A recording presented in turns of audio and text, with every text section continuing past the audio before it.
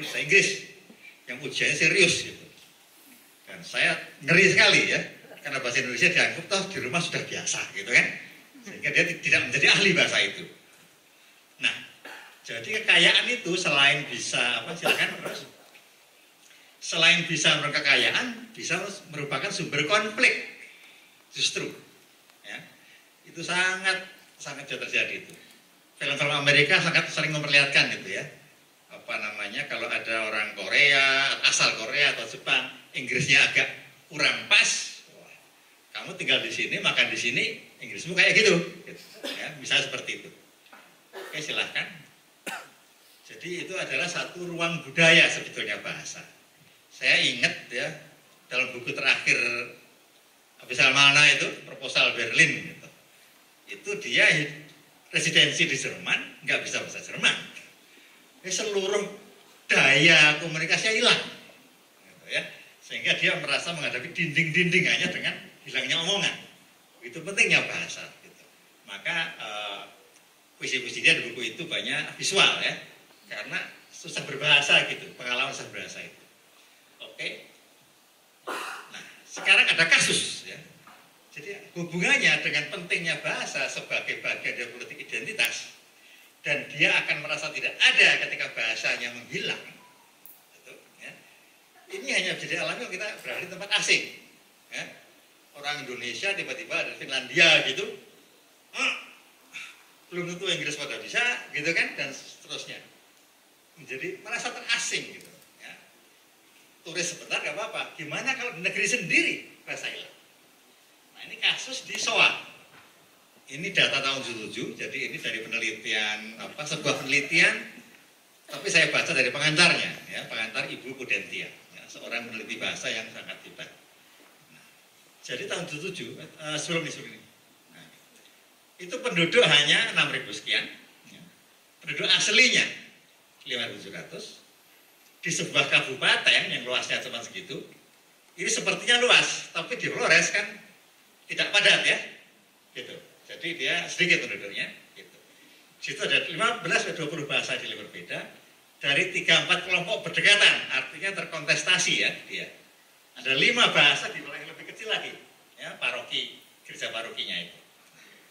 Akibatnya dalam kamus ngada ini bahasa lain, bukan bahasa SOA. Itu ada 80% kata-kata SOA. Bayangkan susahnya mendokumentasikan ini.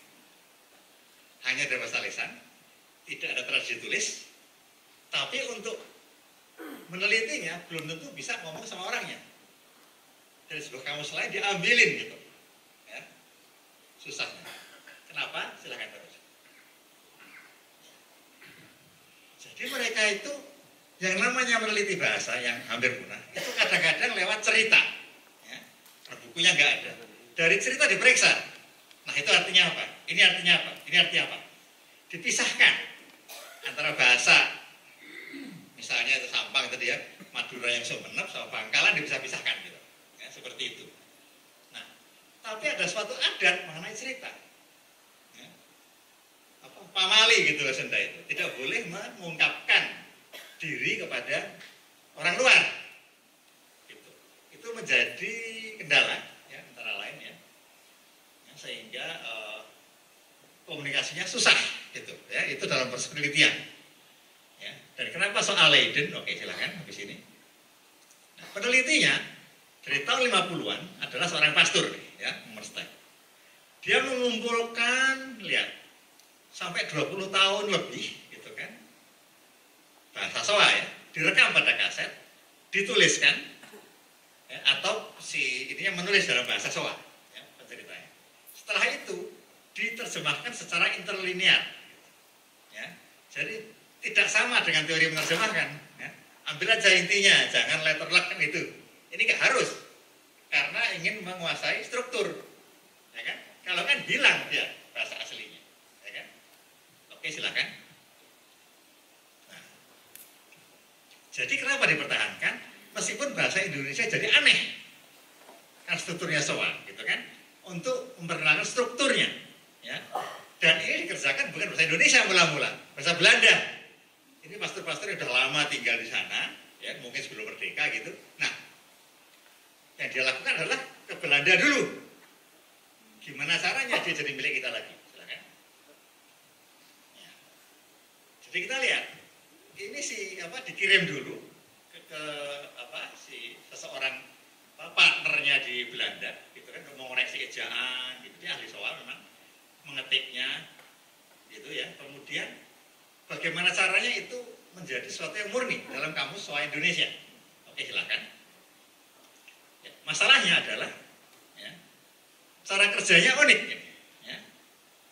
Jadi dia ini kan sangat menjadi urusan sangat sedikit orang gitu bahasa Soa ini. Ya. Jadi bagaimana kalau dipublikasikan dan segala macam. Ya, oke, silakan. Ya. Jadi sangat sulit gitu ya. Bahkan bagi para penutur tertulis pun bahasanya belum benar gitu. Ya. Titik komanya jelas, sangat terbatas. Gitu. Nah, tidak ada tolong sebelum ini. Ya, oke. Ya. Oke. Bahwa usianya pun sudah 90 tahun itu. Sekarang saya kira sudah kecuali umur 125 atau berapa ya.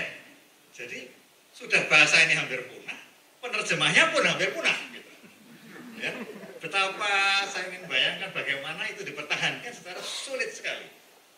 Oke, silakan. Ya. Maka perhatikan nih prosesnya. Surat menyurat melalui pos, ya, supaya itu menjadi bahasa Belanda, gitu kan. Kemudian pulang pergi Soa Leiden itu 3 kali kan dicek, recheck gitu.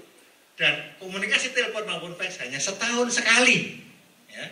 Ketika si pater ini memeriksakan diri ke dokter di Surabaya. Ya, gitu. Sementara saya kira kalau Jawa Sunda tadi disebut nomor 2, apalagi dia pembicaranya tinggal 6.000 sekian tadi kan, atau nomor berapa tadi. Oke, silakan. Nah, jadi kendalanya adalah dia terpencil, ya. Kondisi kebahasaannya pun kenapa dia sedikit karena geografisnya seperti itu, ya. Fotokopinya 18 km dari Soa, gitu kan. Dan kemudian sekarang penerjemahnya pun bukan 90 tahun umurnya, dia kena glaukoma, ya kan. Sementara si Desbaga sendiri menderita chronic figure syndrome. Nah, siapa yang tahu psikologi ya, sesuatu yang parah lah kayaknya gitu ya, gitu. Yang membuat cerita proses penghadiran cerita Soa ini dalam terjemahan Indonesia menjadi berat. Belanda Indonesia dulu. Oke, silakan. Ya, kita lihat ini bahwa mereka yang paling aktif lebih menguasai bahasa Belanda daripada bahasa Indonesia. Ya, ini jalan berputar. Ya, oke. Sebelum ini. Ya, ini. Jadi Ibu Budentia itu menjadi rumit, ya, ketika menyuntingnya, karena strukturnya masih struktur Soa, meskipun bahasa Indonesia yang tidak jelas tadi. Ya, oke, silakan. Nah, kita lihat perbendaharaannya di hanya 4 kampung atau 5 kampung di pinggir jalan, sekarang mungkin sudah tergusur ya. 300 teklisan, gitu kan? Ya, dalam proses inkulturasi, dalam upacara gereja, dan tak terhindarkan untuk menghindarkan setidaknya mengubah tradisi setempat, gitu, ya, dengan segala peraturan barunya, wajib bahasa Indonesia, segala macam di sekolah, gitu, termasuk yang menghilangkan organisasi juga gereja, gitu. Jadi ketidaksediaan para penutur menyebut identitas merupakan satu bukti. Jadi ada budaya-budaya yang mengungkapkan kekayaan budaya itu salah, ya, gitu, tabu. Ya, itu ada kayak kode rahasia, gitu. Saya kira kadang-kadang kita kenal soal itu ya. Oke, silakan. Habis itu gimana ya? Nah, sekarang kita tes gitu ya. Hasilnya apa sih kerja kayak gitu? Saya coba baca meskipun nggak ngerti artinya ya. Rimo ritidawi giri benul. Rimo belateo nama hinga. Rimo weabai nama koke. Rimo lodano kaki. Koe mogo dia uema. Narangata ada pama. Pama dao dekolu mata ngata ada bau. Woki ngata ada senga. Gangata ada kai. Masa rimo peka dao namogo dia uema. Narangata ada pama. Saya improvisasi aja, nggak tahu ngomongnya ya. Tapi kita nangkep ada permainan ritme bunyi yang utuh kan. meskipun kita nggak ngerti, utuh nih sesuatu. Ya. Tapi coba Indonesianya. Semua hiasan emas yang dipakainya penuh di kepalanya. Semua anting-anting yang tergantung pada telinganya, semua emas yang bergantungan pada leher. Semua rantai dengan rahang emas, seluruhnya untuk ibu bapak dan saudara-saudara yang menerimanya. Mereka menerima itu bersamaan dengan air mata yang jatuh, ingusnya yang diperas, dahaknya yang dibuang. Semua itu untuk orang tua dan saudara-saudaranya yang menerima. Bahasa Indonesia, tapi agak bingung ya. Gimana nih? Ya, padahal dia berusaha setia. Mungkin kalau tidak setia malah bisa. Ya, misalnya Mas Sapardi menerjemahkan ini ala Sapardi, ya, pasti jadi puisi bagus ya. Seperti beliau menerjemahkan puisi Tiongkok kuno kan, gitu. Di Tiongkok itu bisa bagus meskipun orang Tiongkok ya nggak ngerti lagi pasti kan, gitu. Nah, saya kira itu adalah dilemanya. Oke, silakan habis ini. Nah itu ya, jadi dia tersendat, gitu ya. Ya buru-buru Indonesia aja begitu, buru-buru aslinya, ya, yang tanpa tradisi tulis kan. Jangan lupa budaya lesan itu dalam tulisan tidak berarti abadi, hilang juga dia, ya kan? Cuma daripada hilang ya sudah diketik lah, gitu kan, transkrip, gitu. Tapi sebetulnya sudah hilang juga sebagian, ya. Jadi dengan segala kesulitan tadi, ya, sastra lisan Soa ini hadir tidak dalam identitas semula, dan saya kira begitu banyak budaya lisan yang lain, ya, bahasa lisan lain. Ini silakan. Nah, jadi dilemanya adalah itu. Bagaimana dia hadir? Caranya hadir gimana nih? Suku bangsa Soa yang saat itu pun tinggal 5 kampung di pinggir jalan.